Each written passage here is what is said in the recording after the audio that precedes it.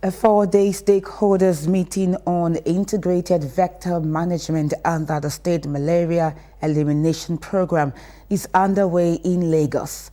The meeting is strengthening collaboration, sharpening practical skills, and aligning coordinated actions to further drive down malaria prevalence across the state. Health correspondent Aminat Elegushi has the report. Malaria continues to pose a serious public health threat in Nigeria, despite being preventable and curable. Health authorities insist that sustained, coordinated efforts remain key to breaking the cycle of transmission.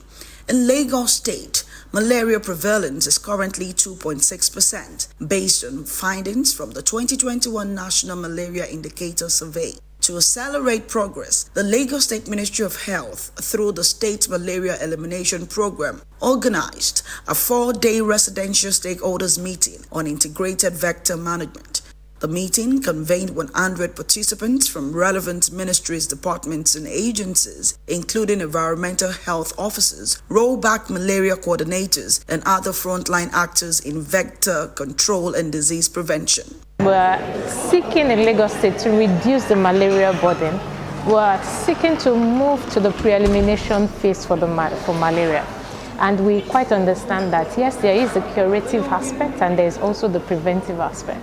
But we're trying to see all we could put into use holistically to address the preventive. Because if we get the vector control right, we know that the burdens for malaria will greatly drop. Larval source management is like a multi-sector intervention for the state to eliminate as many mosquito breeding sites as possible and kill as many mosquitoes as possible, so that we can sort of reduce parasites and viruses that are transmitted by mosquitoes. The importance of aligning the efforts of all MDAs in preventing and controlling insect-borne diseases was strongly emphasized. We learned about environment manipulation, modification, and larviciding. It taught us how to go back to our various local governments and differentiate the type of mosquitoes we have, the good impact of it and the bad impact of it.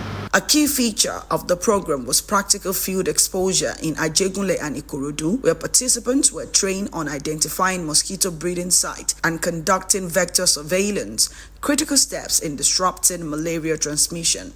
State health officials say the strengthened collaboration and hands-on approach will further drive down malaria prevalence and advance Lagos State's push towards malaria elimination. Aminat Elegushi, LTV News.